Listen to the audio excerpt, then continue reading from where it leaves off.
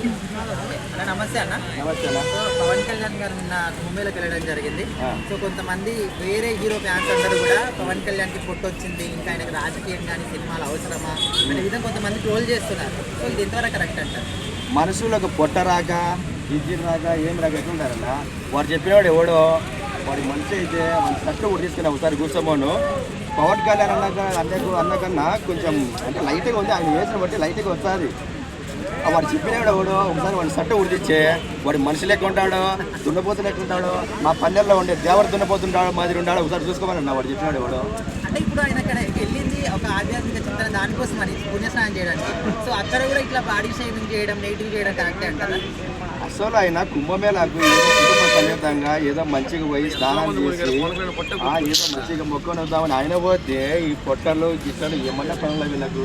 అసలు ఏదో ఒకటి అంటే పవన్ కళ్యాణ్ గారిని ఏదో ఒకటి అనాలా, రెండు వైరల్ అన్నీ అవ్వాలా, ఏదేదో చేయాలా, ఆయన కించపరచాలా అనేది, ఆ పొట్టు వచ్చింది అనేది, లేకపోతే ఆ చెల్లిన విషయంలో ఏలు పెట్టి గెలికేది అవసరమా?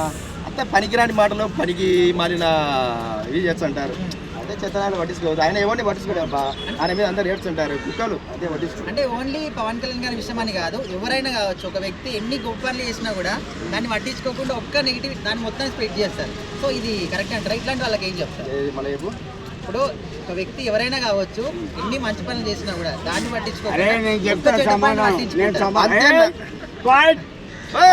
పిచ్చకుంటాడా నువ్వు ఆ పని చేసాడు నేను చేస్తా అంట. ఏం చేస్తావు? ఏదైనా మంచి పని నీ గుద్దల దమ్ము లేదు, నువ్వు చేయలేవు. నా కొడుక నేను చేస్తా అంట, వాడు చేయలేడు. నేను చెప్తా చేస్తాడ మూడు చెప్పి పని లెక్క ఉన్నాను, భయపడతాను అనుకుంటా.